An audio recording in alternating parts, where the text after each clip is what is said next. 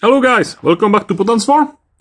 In the previous Modern Warfare video, we take a look at these Forge ultra-modern tanks for war on Ukraine.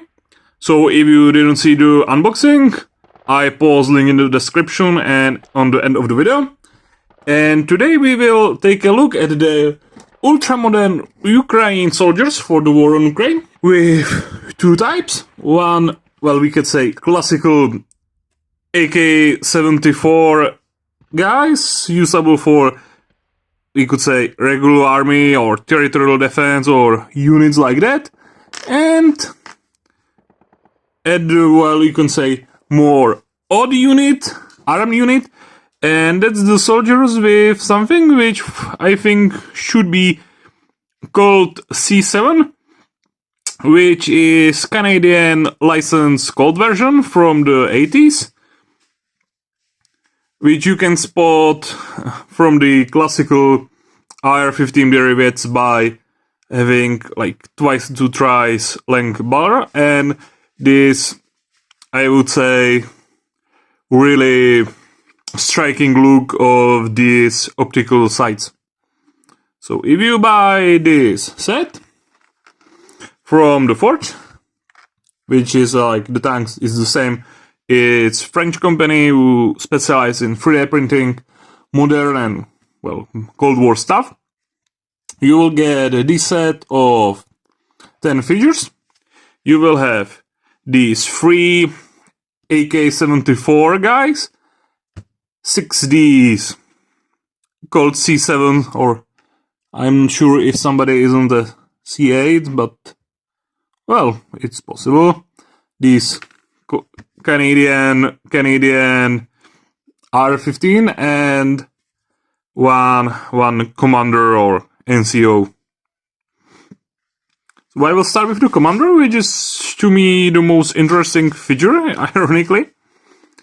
He is with binoculars and has this chest strap holstered pistol and these I could say tactical pockets for, we could say, map or tablet or stuff like that, which is a great addition to have really modern looking commander. And I will personally use him for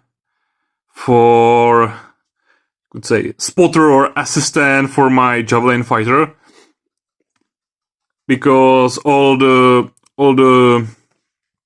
rules that I use for the ultra modern wargaming doesn't really have officers class units. Well, then we can take a look at the Colt guys. The officer and the 3 guys, I already based them and put all the supports which were there. As you can see, those are okay. It's not the quality as the tanks, as the Forge primarily do vehicles and not soldiers, but it's one of their first specs. I think it still looks quite okay.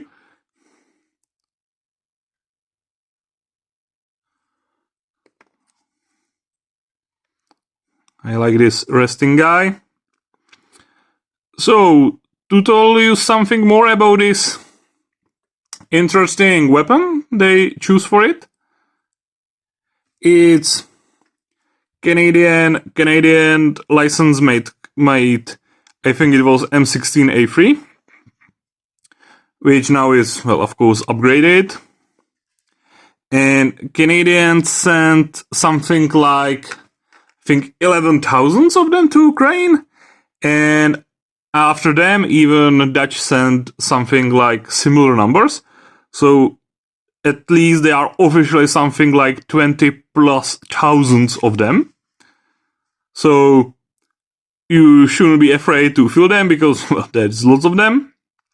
And they were being used by territorial defense units, by Ministry of Inferior units, by Special Forces, by International Foreign Legion, and the Dutch ones were delivered to Azov Brigade, so there is lots of them there, and That means that you can use them as you like, because, as I said, it's lots of them.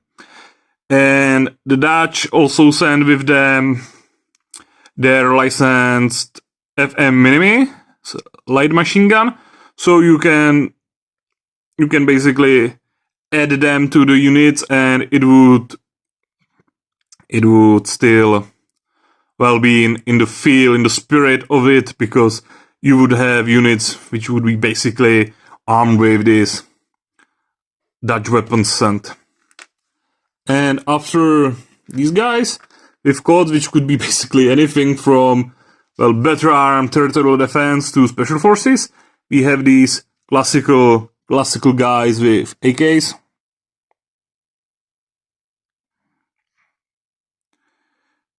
Two guys which should be some regular, and one guy with tactical pointing, so basically NCO.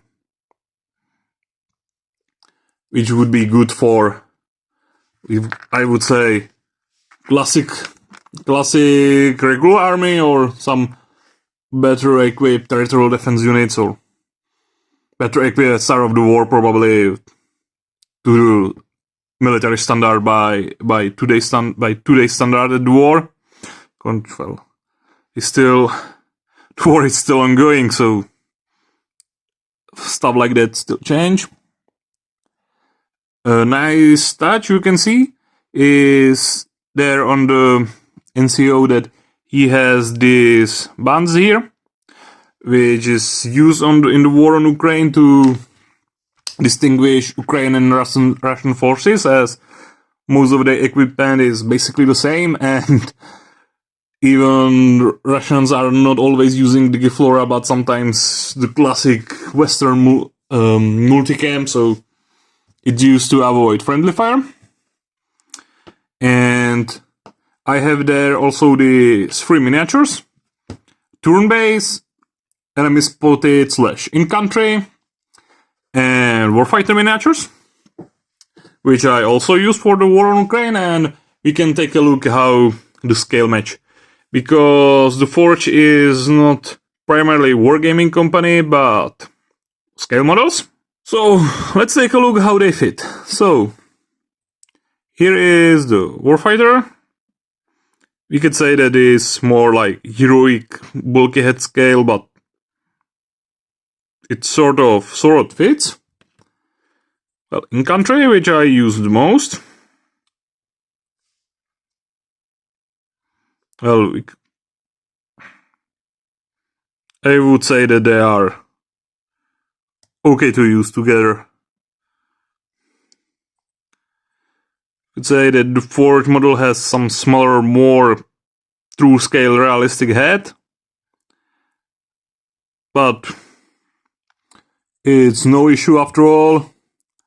The weapons looks not too off from each other. Also, be reminded this guy here is armed with M4 carbine version, and this is extra long barrel C7, which is based on M16 from the 80s, so it should be longer. And there is this turn-based guys, which is in, well, more leaning pose, but overall turn-based I think are the most bulkies from the modern range right now, but they would still, I think they're still usable. I will take somebody with more leaning pose to see how they fit.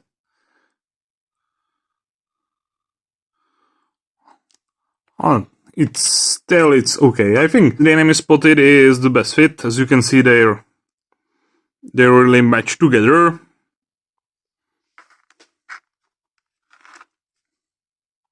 Yeah, I think they fit pretty well together. So, that was my quick review of the Forge Ultra Modern Ukrainian Soldiers.